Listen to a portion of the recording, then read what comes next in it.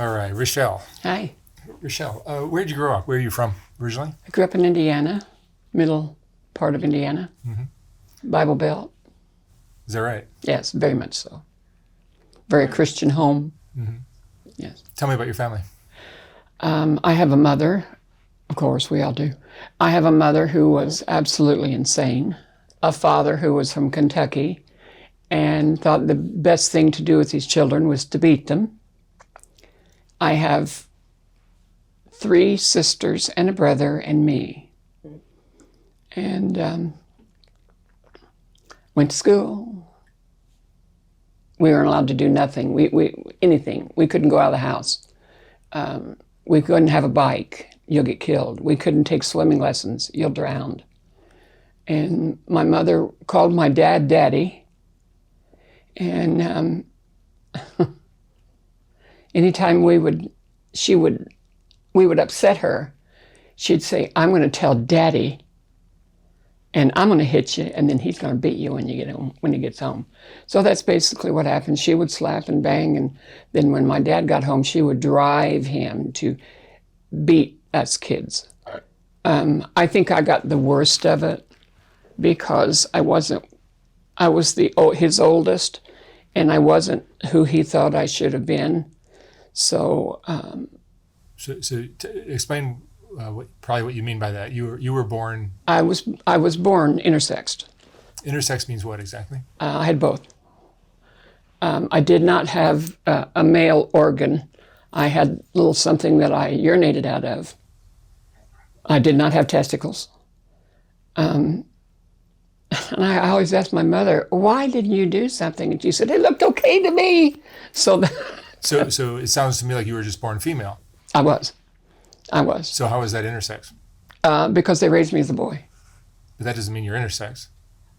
No, I'm not. Let me finish the story. I mean, I'm 2 seconds into the story. I'm just playing devil's advocate here. Yeah, I understand the ethic of intersex. I am one. So when I was 9 years old, I woke up in the middle of the night in a bed full of blood. And I thought I was dying. And they rushed me to the hospital, and my family doctor said, we know exactly what to do. And they sent me to a hospital in Indianapolis and had me seen. And they said, oh yeah, we know what to do. So I had no idea what they were doing. I just knew I had a hysterectomy scar. And not long after that, my breasts started getting tender. And I went to my mom. The only time you could talk to my mother is if she was sitting on the toilet. So I had to go in there to the bathroom and talk to her, and I'd say, look, Mom, I'm getting really, really sore here. And she slapped me right in the face, and she said, that's normal. Get out of here. Well, by any time at all, I had breasts. So they raised you, they thought you were a boy? They raised me as a boy, yes, absolutely. And my dad shaved my head. Why did they think you were a boy? Because that's what they wanted. Well, I understand sometimes parents want a boy and they get a girl. But they didn't. Because I had something down there. That made them think you were a boy? They considered me being a boy. I see. Okay. Yes. So when I got ready to go to junior high, of course, when you go to junior high, you're going to go to boys phys ed for the first time. My family doctor, who was the one that sent me to Riley, I made an appointment on my own. I walked into his office and he said, what's going on? And I said, well, I'm getting ready to start junior high, and they have boys phys ed. And I took my shirt and I went, what am I going to do with these? Because I had a full set of breasts. He said, you'll never have to take phys ed. So I never had to take phys ed, but they were still raising me as a boy. He said, when you're 18, come to me and I will tell you what's going on. I can't tell you now. Now you gotta remember, this is back in the 60s, okay? So he said, I can't tell you now. Okay. So I went through school. I was a singer. I'm still a singer. I was a very good singer. I was in all the plays. I was in all the musicals. Did your voice sound like you were a boy? Your voice sounds very feminine to me. No, this is my voice. Yeah. So back when you were in high school. It was probably a little bit. This is from smoking. So I smoked for 30 years. You come off as a female. Yeah. I got crap beat out of me most of my life by kids, by boys. And I learned in junior high and high school to move toward the people that I knew accepted me for who I was. They didn't know what was going on. They didn't understand what was going on, but they accepted me for me. So that's the people that I ran with. And it was a lot of theater people. Duh. A lot of theater people are gay. So that all worked out, you know. But my father refused to allow me to be in the plays and the musicals and that stuff. And I defied him, and I went ahead and did it. And when I would come home from being in the rehearsal or being in the play, he would yank that belt off and start beating me with it. And I just took the beatings just so I could do what I wanted to do. That's kind of the way I learned my life when I was growing up at my house. You play the game. You give mom anything she wants because she's a typical kid herself. I started working when I was 13 years old. I had siblings below me. My parents didn't have any money. So when I started working, I supported the little ones with their school books and their school clothes and the extra money that I had to be able to get what I wanted to do. I spent my mother happy. So she was thrilled so I could get to do whatever I wanted to do if I went and bought her a bunch of stuff first. So that was how I dealt with her. My dad always worked 2 jobs. He wasn't home much. And when he was home, you better not open your mouth. And a funny story. We had we're in those families that had TVs after TVs after TVs on top of each other. Well, they had an old brown TV with a leather casing. Didn't have a dial on it. So every time the channel needed to be turned, he would yell at me and say, "Turn the channel." So here I am, a little kid, and I had to stick my hand up underneath all the wiring and everything else in that TV, find that little dial that changed. You know, we're talking about TVs, you didn't have these. So I found that little dial, and I turned it until it got exactly what he wanted. And 9 chances out of 10, that would be wrestling. So, because it was Indiana. So we all had to sit and watch wrestling. To one light on in the whole house, because he said the TV was the light. We didn't need any lights. The bathroom was clear at the back of the house. So when you had to go to the bathroom, you were like a blind person running into dressers and doors and everything else just to use the restroom. So that's kind of what it was like when he was home. Was there a time in your life where you weren't sure what sex you were? You know, I kind of always had a feeling that I was female. But, you know, when you're 7, 8, 9, 10, 11, 12, you're trying to do the best you can. I wanted a family. I wanted a mom and dad. So you do what you think you need to do to please your parents.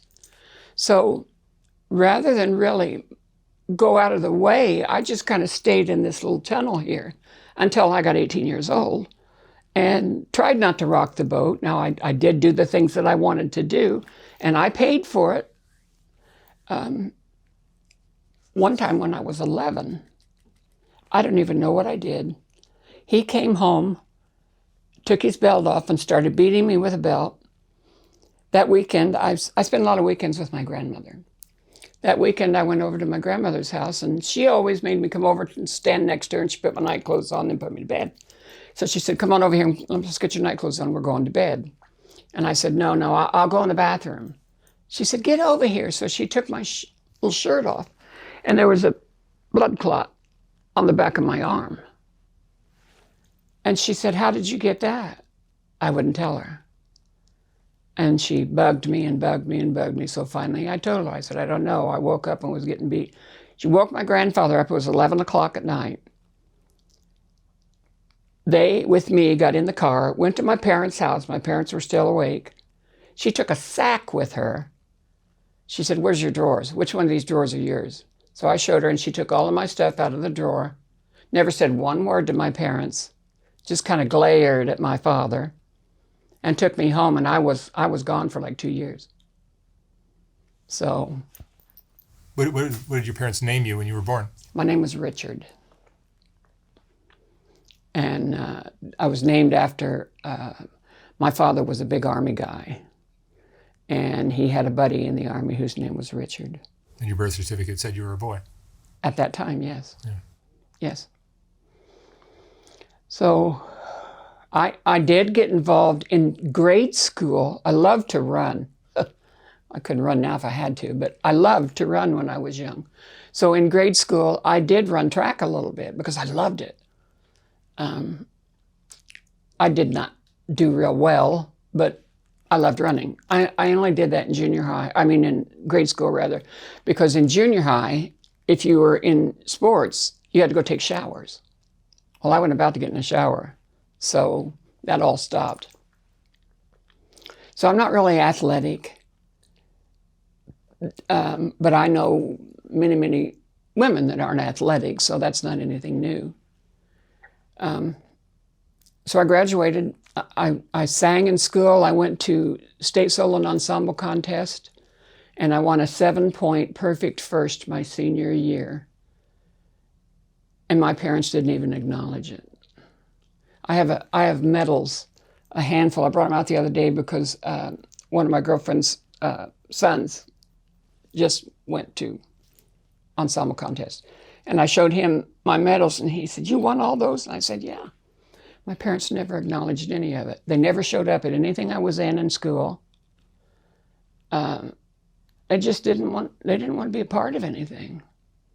Now, my siblings, they were very involved with my siblings. And my baby sister, my God, she was in everything.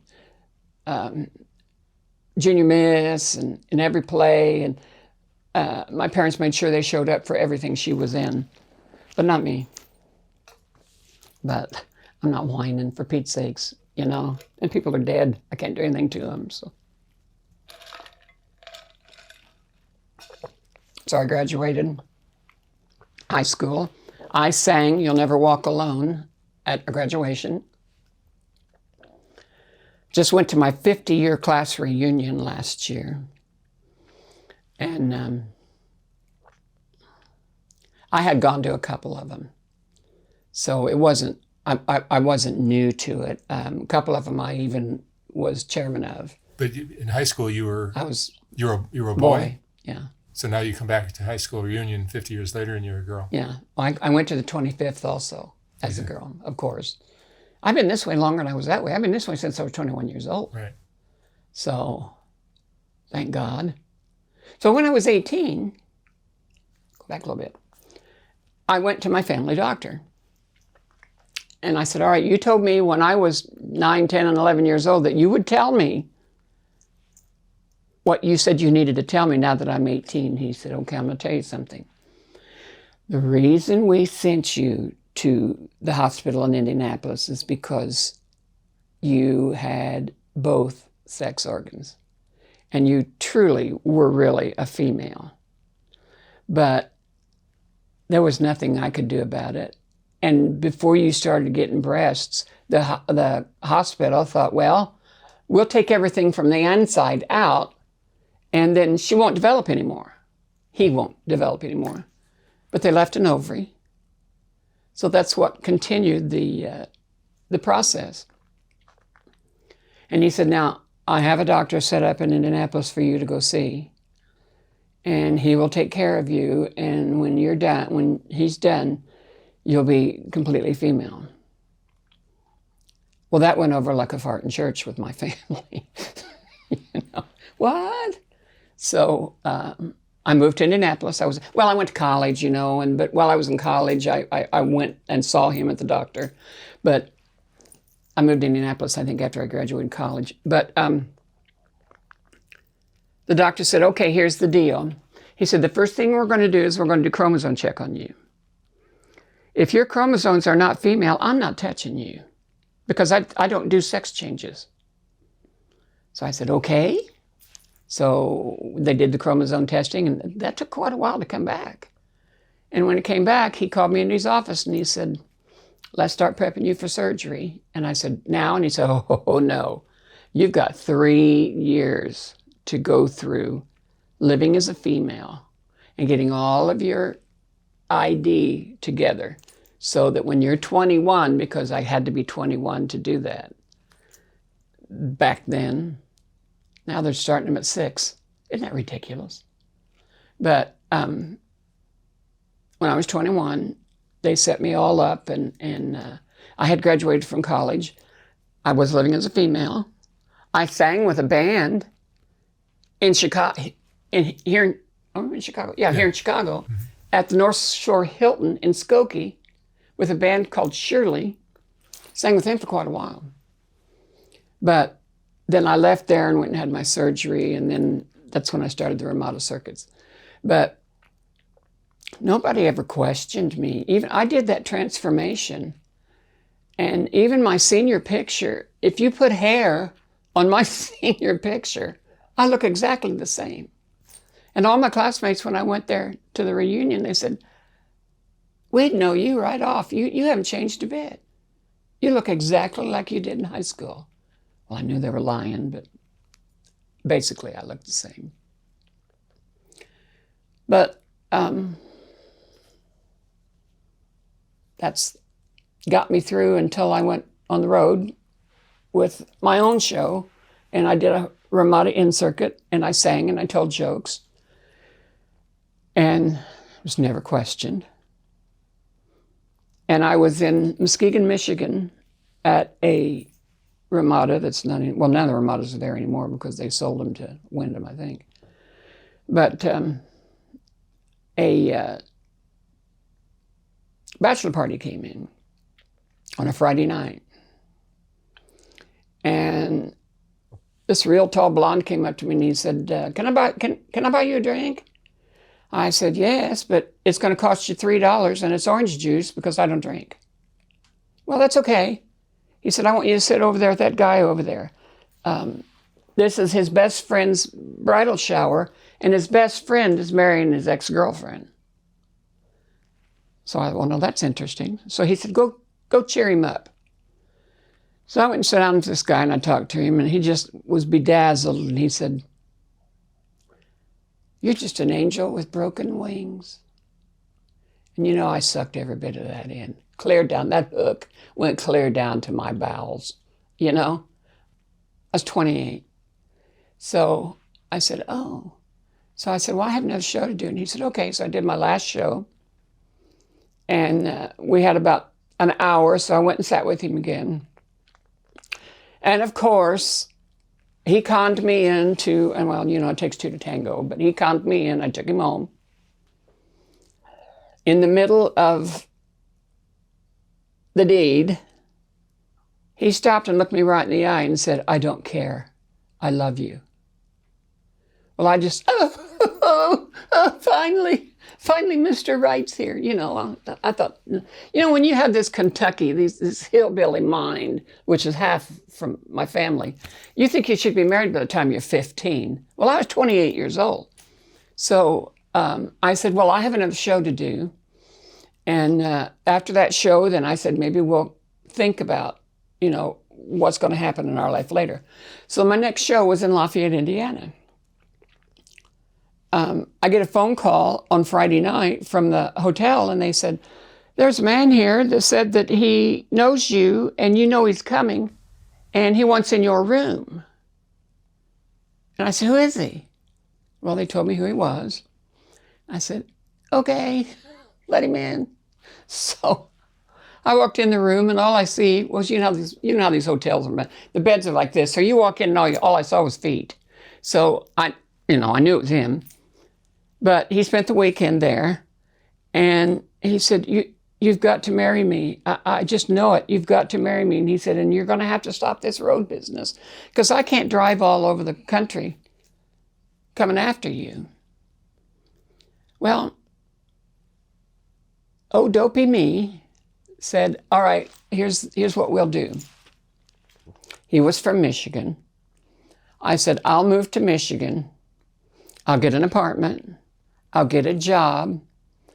and let's just date. We'll date for about 6 months and see how it goes. Because, I don't want to get in trouble. So I moved to this little bitty teeny tiny town in Michigan, and he moved in with me. And of course, stupid me, home, husband, family. So it wasn't a week till finally I said, you know what, you can't live here. My parents would have a cow if they knew I was living with a man. They had come around. My dad never came around. My mother did. She had come around because I was paying her off. I made good money on the road. I was making, back in the 70s, I was making $1,500 a week. That's a lot of money. So to get mommy to like me, I was paying her off and buying her all this stuff. So she came around. But I said, your parents were Lutheran, and they couldn't stand me because we were living together. And I said, I don't want to start a family that way. Oh, don't make me leave. I love you. This is my home. Please. So I said, no. And he said, I got an idea. Let's go get the pastor and let's get married now. And then we could live together. And then I know you want a church wedding. So in April, when we were thinking about maybe going ahead and getting married, we'll have a church wedding then. So I said, okay. So we put these little outfits together on the 8th of September. On the 8th of October. Now, I met this man on the 8th of September. On the 8th of October, we went to the church with his mom, his dad, his brother, and his sister. I had a little beige skirt, a little brown top, and he had beige pants and a brown top. We looked like Chip and Dale, and we stood and got married. Well, that lasted for 3 months. I was cleaning one day, and I thought, I'm going to put a bunch of this stuff. There was those little things in the ceiling where you put stuff in the attic. So I said, I'm going to put a bunch of this stuff in the attic. So I opened that door. There was a great big box in the attic, and I thought, well, somebody left something. So I pulled that box down, and it was full of pornography. Full. And by that time, he had stopped touching me. And I didn't know why. So I did everything. I went and bought this real, fancy, women buy fancy lingerie to try to turn their husbands on. I came into the bedroom with it on, and he said, take that off, you look like a slut. Well, I didn't know why. But then after I found the pictures, that's why he didn't want me in lingerie, because that's what he was having sex with. So I brought it out in front of him. He came home from work, and he bawled and squalled and said, yes, I know I have a problem, but I'll never do it again. I promise. I said, take those things out and burn them. I said, do not leave them in the trash container. I don't want some kid to find those books. They're filthy. So I made him go out and make a little pile, little sacrificial pile, and he burned all those books.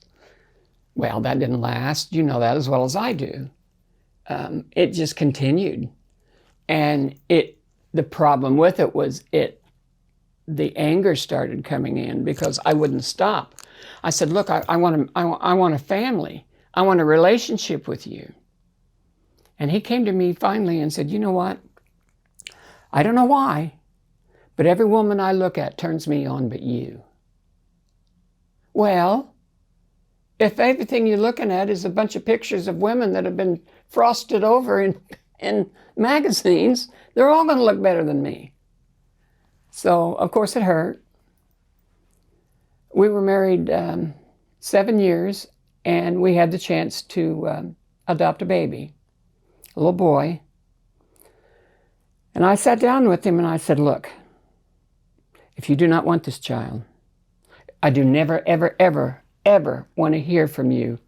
This was your idea. I didn't want this kid.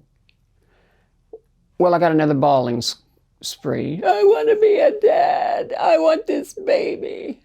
So when the baby was born, the baby weighed 3 pounds, 12 ounces, and it was 2 months premature. I had been talking to La Leche League because I wanted to nurse this baby. So they said, well, yeah, you can you can nurse a baby. So they brought me a pump, and I pumped, and I got milk.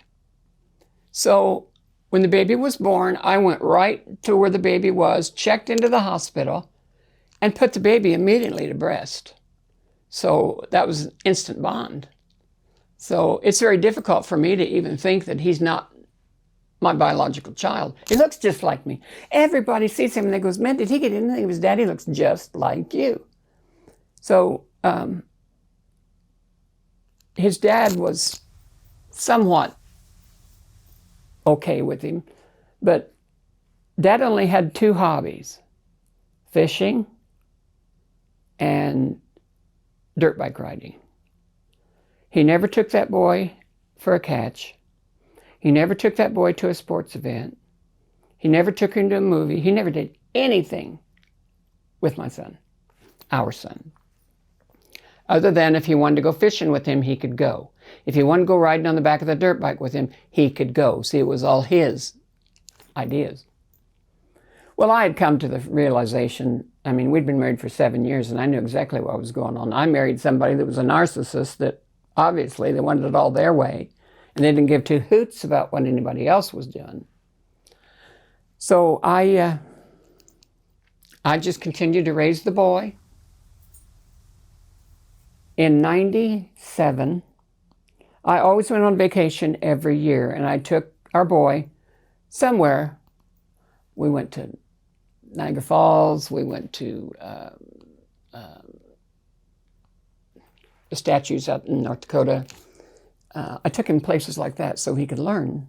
My son's slightly special needs, but he's high functioning.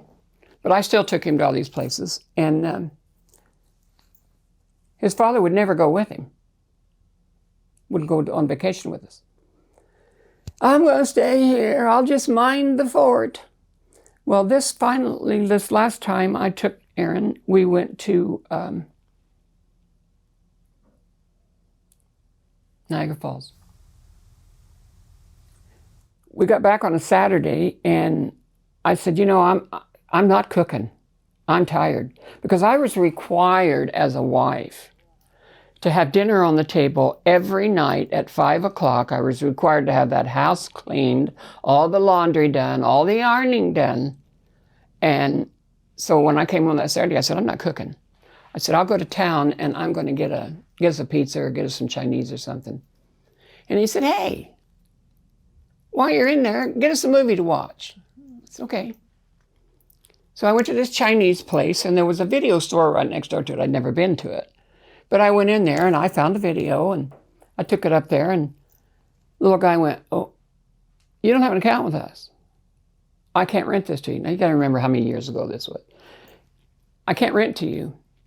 And he started looking on the computer and went, oh yeah, your husband. He has an account here. I said, what?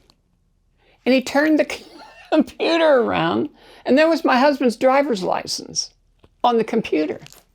Yeah, he has an account. He hasn't been with us very long, but about a week and a half, he's been, and I saw what he was getting, and it was pornographic movies. So I got the Chinese, and I had told him, I'd told him so many times we fought, and I said, this is it. One more time, and I'm filing for a divorce. I'm sick of this. I put up with you for 17 years. By that time, we slept in different bedrooms. He hadn't touched me in years. And I didn't think I was ugly. Matter of fact, back then, I tell people I was really pretty when I was young, and I got the pictures to prove it. But he just didn't want anything to do with me. Now, to stop right there, I want you to understand that before we got married, I sat him down and told him my whole story, because I didn't want him, once again, because I'm a truth teller.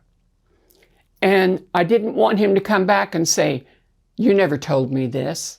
How dare you? So he knew everything up front, and so did his parents. I brought them all to the house, and so we'd sit down and we had this little story time. So everybody knew what was going on. His parents accepted me fine, and he seemed to. But when I got home with the Chinese food, he said, where's the movie? I said, oh, well, Sorry, I couldn't rent a movie. Well, why not? I said, well, they wouldn't let me. Now, if I wanted to rent a porn video, I'd had to put it in your name. What? What are you talking about? And I said, they have your driver's license as your ID on that computer so that you, as one of their members, you can rent videos. And the whole time I was on vacation, you were in there renting porn videos. I did not. They have stolen my ID. Oh, how dear, what am I going to do? And I said, well, you're not going to do anything because you did it. So I told him that Saturday night. And I said, I told you, I'm over you. I'm done. And I was a Christian. I had prayed and prayed and prayed because I didn't believe in divorce.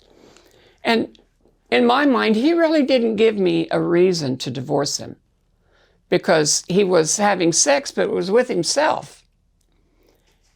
A week before I went on vacation, I was reading the Bible, and it said, if a man looks on a woman with lust in his heart, he has already committed adultery. And I know that was God saying, get out of there. For Pete's sake, you're better than this. So that Saturday, I said, I'm done. I said, I'm going Monday to file for divorce. Oh, yeah, you say that all the time. So I went and got a lawyer on Monday. And when he came home Monday night, I had the paperwork on the table. And I said, sign this paperwork.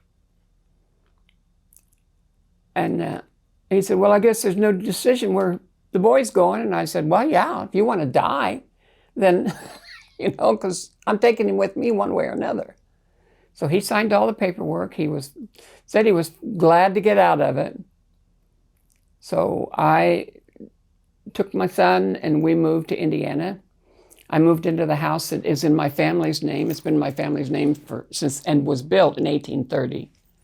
So I'm home. I spent my childhood there. I was there 2 years and I started getting real sleepy and real tired, and I called the doctor and made an appointment. I went in and he took blood and he called me back in and he said, you have cancer. You have liver cancer. When I left Michigan, of course I was a nurse. I got hurt on the job. I got paid off almost $500,000. So when I was living in my family home, I paid all cash for that. I bought a car. I still had money in the bank. But then I got diagnosed with cancer. So they immediately put me on chemo. 6 months afterwards, they said, it's gone. You're in remission. Well, 6 months later, it came back with a vengeance.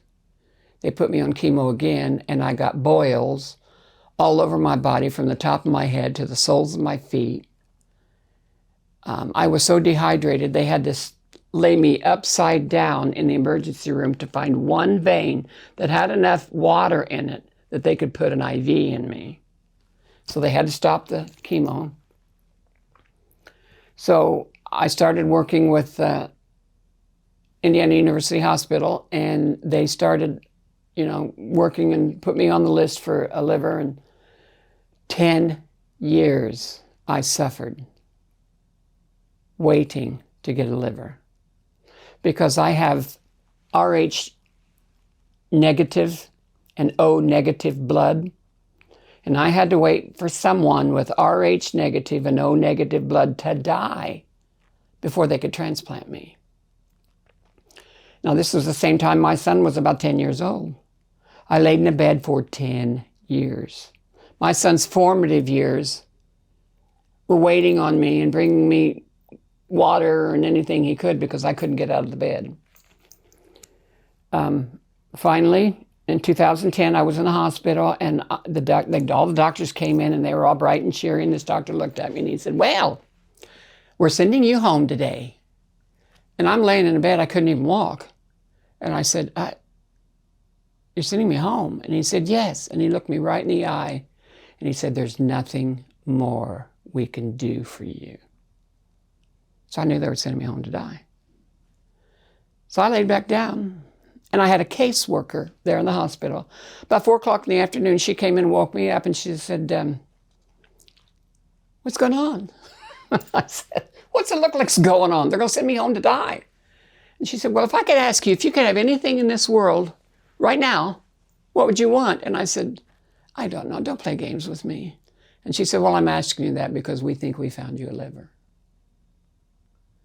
She said, no, we're not sure, but we will know by 8 o'clock tonight. So you can't call your family yet. But at 8 o'clock, we will know whether this is a match or not. So at 8 o'clock, they came in my room and they said, we've got a match. So I called my family. They all came to the hospital. It was the 10th of March. And I remember they were wheeling me down to the operating room. And I said, this is close enough. Beware the Ides of March. So they took me to surgery. And my doctor told me that when he got my liver out of me, it just disintegrated right in his hands. And he said, I don't know what was keeping you alive. I said, well, I know. God Almighty was keeping me alive because I had people praying for me all over the country. So, you did your job, but God did his too. However, I did not do good the first 4 months. I was in the hospital. I never got to go home. I had all kinds of complications. I got sepsis. I got this. I got that. Finally, I got to go home. I think it was in June. I went to treatment at a hospital, like a rehab. It was called Swing Bed. So I went there and was there a month. And I came home. And 3 days after I came home, I was in such pain I couldn't stand it. They sent me back to IU, put me in intensive care, and come to find out I had stones in my bile duct. And they were infected. And I was totally full of sepsis. And they were doing everything they could to keep me alive. Then they found out that I had water on one of my lungs. So they said, turn over here, we're going to drain that lung. So they stuck a needle this long into my lung and pulled that out. Well, when they did that, everything went black. And then I thought I opened my eyes and I could see him working on me. So I thought, oh, this is interesting. So, and I heard the voice of God say, it's not your time. I just want you to know that. And I want you to tell people when you go out and talk that there's a lot of people think they're all good and ready to go to heaven, and they're not going because their hearts are filthy. He said, now go back and just give that message. And I didn't think of my son. I didn't think of anybody. All I felt was the absolute most love I've ever felt in my life. And all of a sudden, I opened my eyes, and my nurse said, and it was like he was in slow motion. He said, are you okay? And I said, yeah, I'm fine. So I got all cleaned up. I went home. So I thought, well, I'm going to make something out of my life. So I decided to become a missionary with my sister. So we formed a missionary ministry, and the first time we went with a church that I had gone to in Michigan. They had a youth group that was going to do mime. And they said, well, you play the piano. And he said, and you and your sister can do a medical mission. So the first time we went, my sister and I took medical supplies, little dolls and stuff like that. And we went down and we fell in love with this little town that we went to. So while we were there, I said to my sister, I said, I think God wants us to form a missionary ministry and bring medical supplies and school supplies to this little town. There was nothing there. There was 4,000 people there. Dirt roads, no sidewalks. It was horrible. So for 25 years, my sister and I went to that little town twice a year. We went to the Appalachian Mountains twice a year. We went to the Navajo Indian Reservation twice a year. And we went to Mexico City twice a year. And we took medical and school supplies. And the way we raised the money is we went to churches and talked, and I sang, and we raised the money to do what we needed to do. That lasted 25 years. In between that time, I decided I wanted to get political in my area, in my hometown. So I ran for office. And people loved everything I had to say, and they really, really enjoyed it, except 3 or 4 people that I went to school with got on social media and said the most god-awful things about me.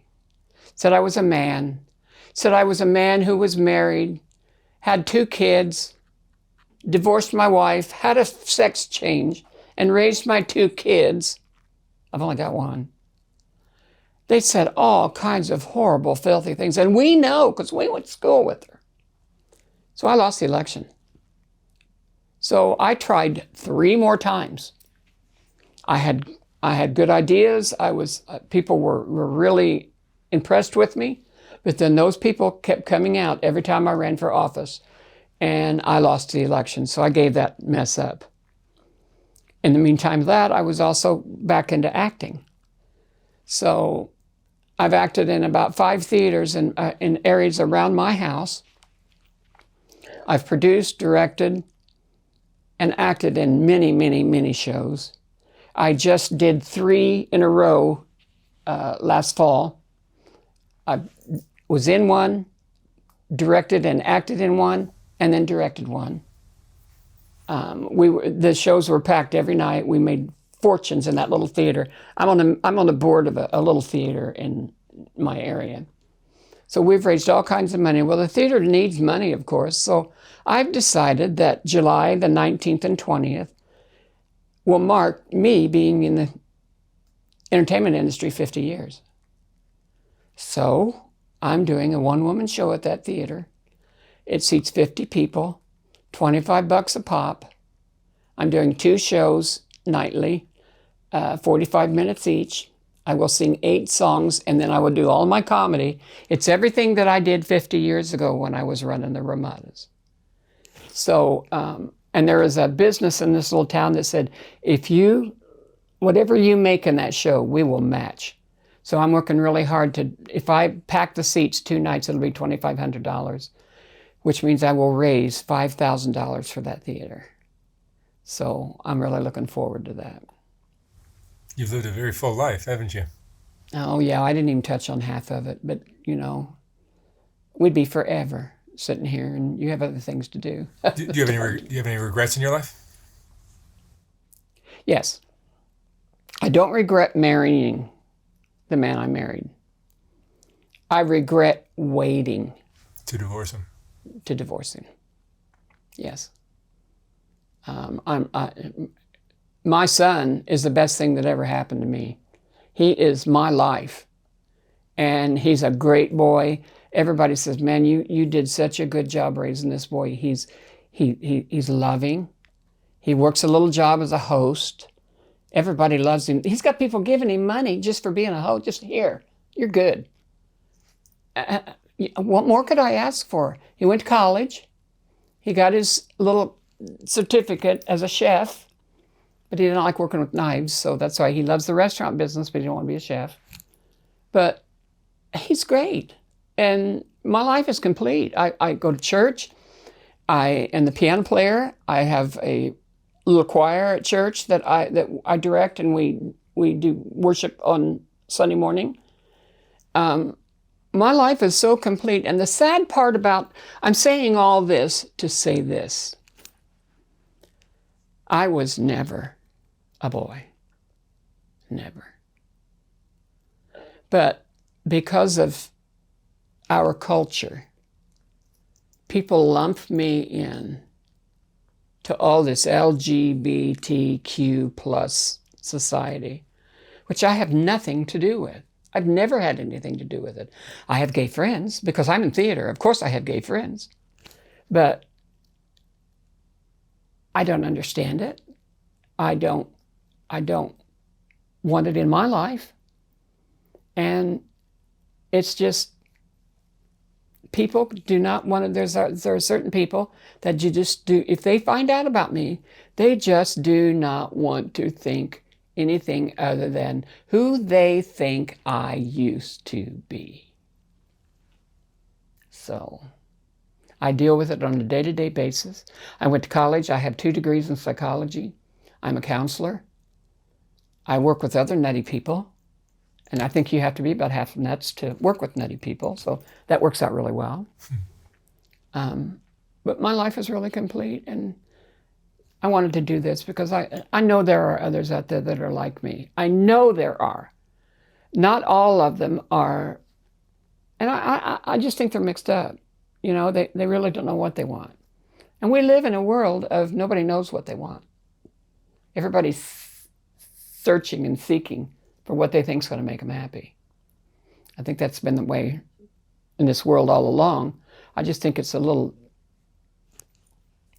more hardy now because of technology, that people are able to go after things that many years ago they weren't able to go after.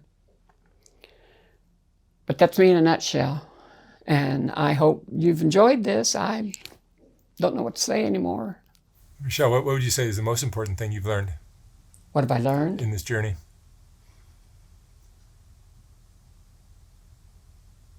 Was it Shakespeare that said, "To thine own self be true"? And then God said, "In all thy ways acknowledge him, and he'll direct your path." So I think those are the two things that have kept me going. All right. Richelle, thank you so much for sharing your story. Thank you. Thank you very much.